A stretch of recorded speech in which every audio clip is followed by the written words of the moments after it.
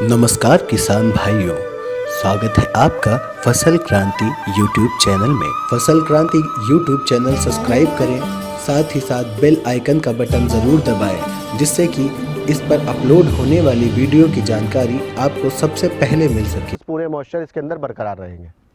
तो ये हमारी 40 kg की पैक है। साथियों नमस्कार, वीडियो के दूसरे व अंतिम भाग में आपका स्वागत है। पहले वीडियो को आपने बहुत प्यार दिया, इसके लिए हम आपके आभारी हैं। किसान साथियों, इस वीडियो में आप रासायनिक उर्वरकों व जैविक उर्वरकों के बीच के अंतर को समझेंगे। इस वीडियो को आप अंत तक जरूर देखें ताकि आपको इस एपिसोड में दी गई सारी जानकारी मिल सके। इस वीडियो में आप समझेंगे कि जैविक उर्वरक किस तरह रासायनिक उर्वरकों से बेहतर होता है और फसलों पे इसका क्या प्रभाव पड़ता है। हम आपको इस वीडियो में ऐसे किसानों से भी मिलवाएंगे जो गौरव ज्ञान के साथ मिलकर काम कर रहे हैं और बेहतर अन्न के साथ साथ बेहतर स्वास्थ्य व आय भी प्राप्त कर रहे हैं। किसान साथियों, आपके स्क्रीन पर आ रही इस सरसों की फसल को आप ध्यान से देखिए। यह रासायनिक उर्वरकों द्वारा उत्पन्न सरसों की फसल है, जिसमें फलियां, फूल व पत्तियां कमजोर एवं रोगी दिख रहे हैं। अभी हम आपको रासायनिक उर्वरकों से तैयार फलियों को दिखा रहे हैं। आप देख रहे होंगे रसायन के द्वारा इसकी पत्तियों पर पीले पीले धब्बे दिखाई दे रहे होंगे, यानी रासायनिक खादों से रोग भी होता है। अब हम आपको लेकर आ गए हैं जैविक उर्वरक द्वारा तैयार सरसों के फसलों के खेत में। इन फलियों को आप देखिए, ये फलियां ज़्यादा स्वस्थ और बड़ी हैं। इसमें सरसों का उत्पादन बहुत अधिक होता है।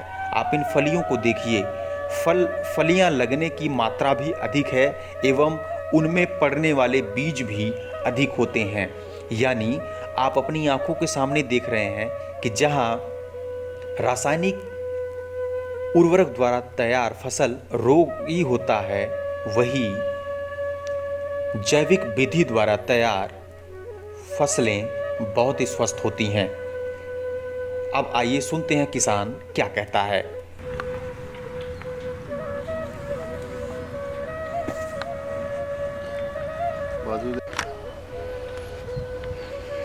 ये तो है जैविक खाद से। अब ऐसे ही रखियो। ये तो है जैविक खाद से जो हमने बनाया है। और ये डाई खाद के द्वारा।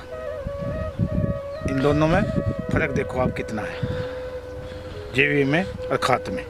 कितने टाइम की फसल होगी? एक दिन के दोनों एक दिन के बोए हुए हैं। कितना टाइम हो गया फसल बोए? कितने दिन हो गए? ये 2 महीने हो गए। 2 महीने में ये है फर्क, जमीन आसमान का फर्क है आपके सामने है। तो जैविक खाद लगाया था? इसमें जैविक खाद लगाया था, इसमें डाई यूरिया। ठीक है, दोनों का फर्क देख लो कितना है। अब दिखाओ फर्क। देखो फर्क। सबसे पहले अपना नाम बताइए। मेरा नाम दिनेश कुमार है।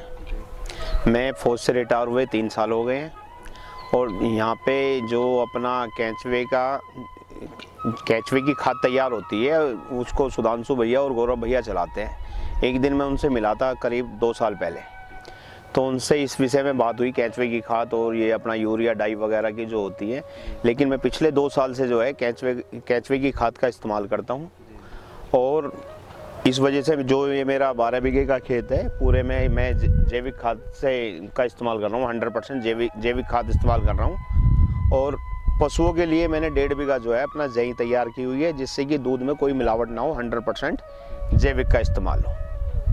इससे मुझे पहले साल थोड़ा सा जो पैदावार थी मामूली सी कम थी, लेकिन अब जो है मेरी पैदावार बहुत बढ़िया और बहुत फर्स्ट क्लास है। मेरे पास गन्ना भी था, जिसका भी उत्पादन कच्चा बीघा जो है 80-82 कुंटल बीघे के हिसाब से बहुत बढ़िया निकला, जिसका एवरेज भी पैसे की मात्रा बहुत कम रही।